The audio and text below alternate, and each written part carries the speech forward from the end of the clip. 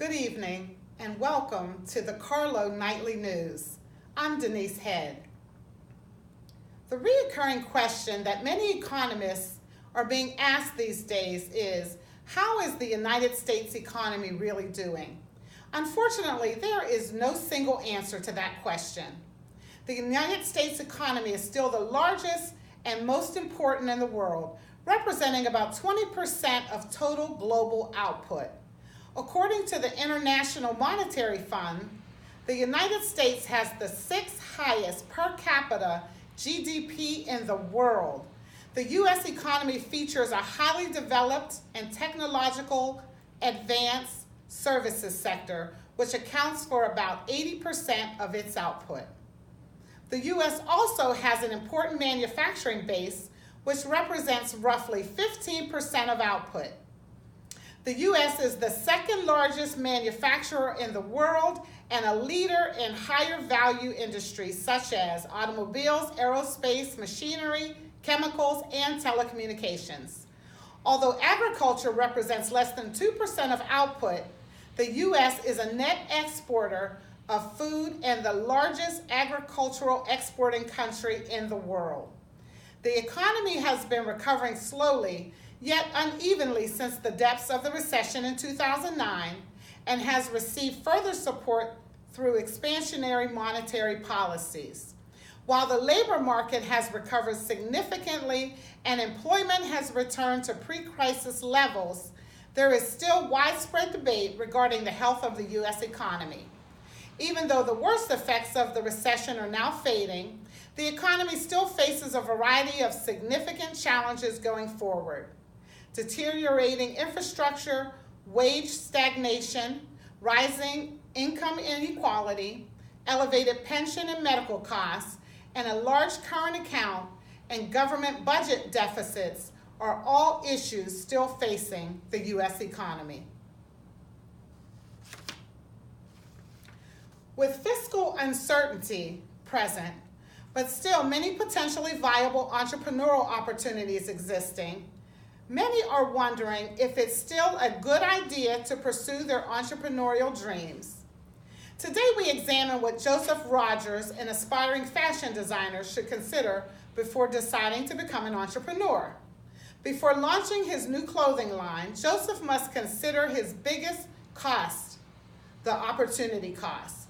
Opportunity cost is an economic term that is defined as the cost of passing up the next best alternative when making a decision.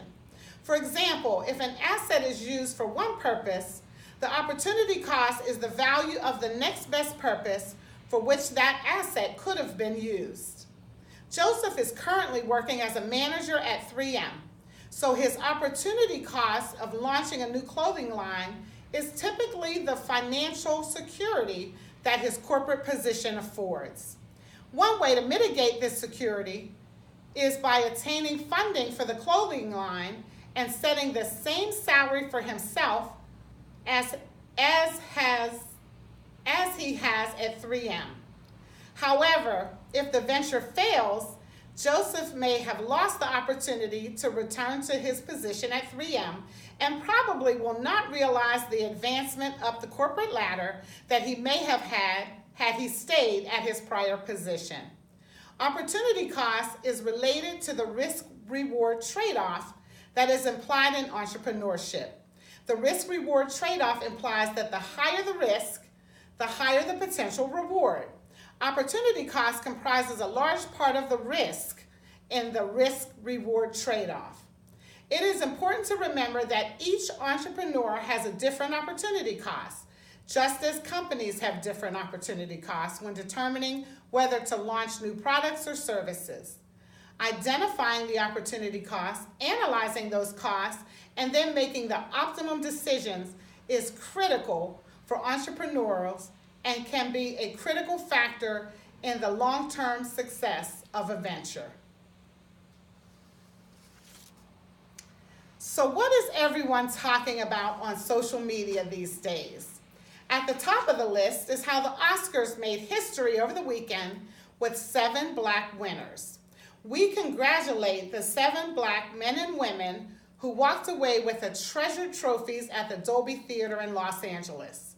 With actors and directors, an Academy Award is the ultimate professional accolade. But it is there an economic benefit to winning an Academy Award.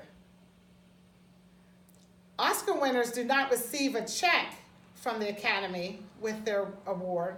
However, those that are nominated in the most visible Academy Award categories do receive an Oscar swag bag filled with gifts valued at over $100,000.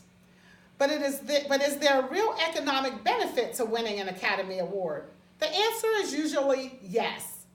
Oscar-winning films tend to receive an immediate boost in the immediate box office sales and tend to have a larger and longer lifespan than other films in the cinema.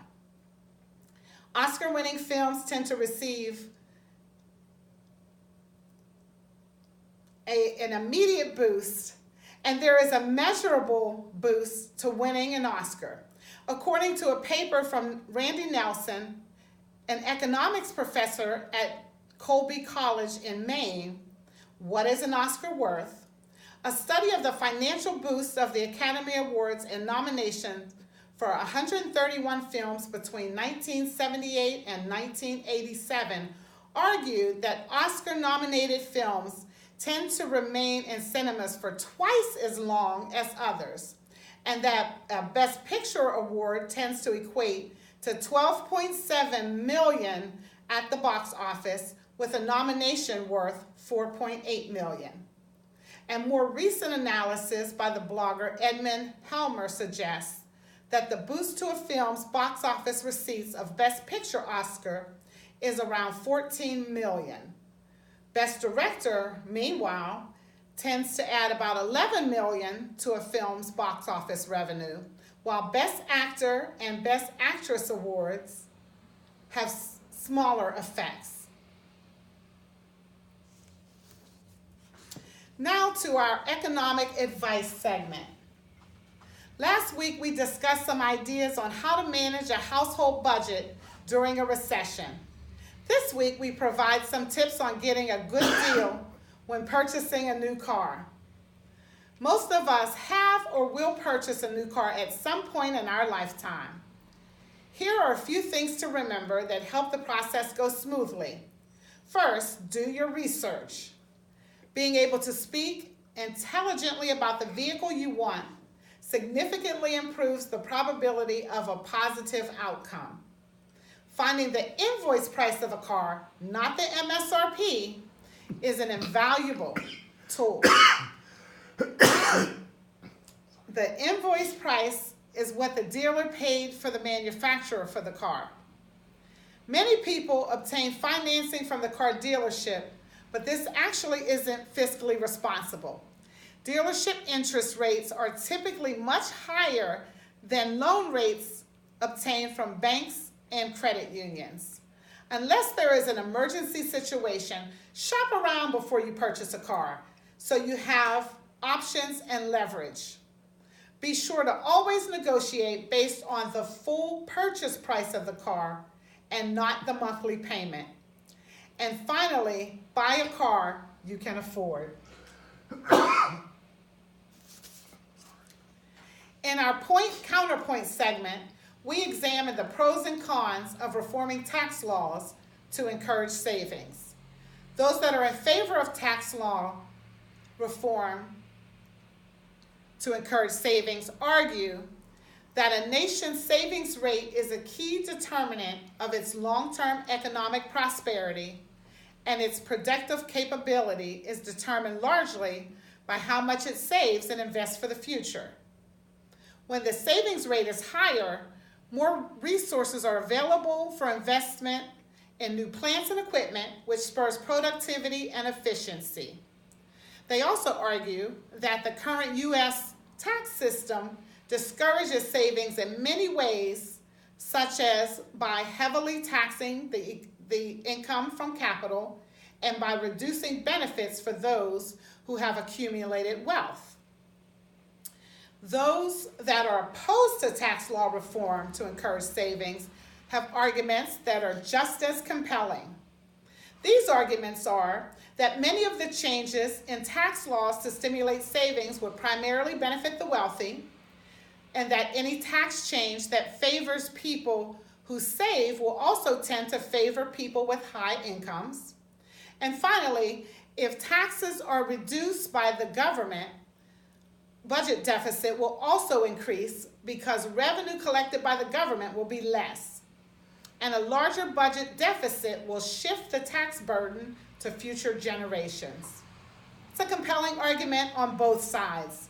Let us know what you think by emailing us at carlonews@nightlynews.com. This is Denise Head reporting live from Carlo. Good night.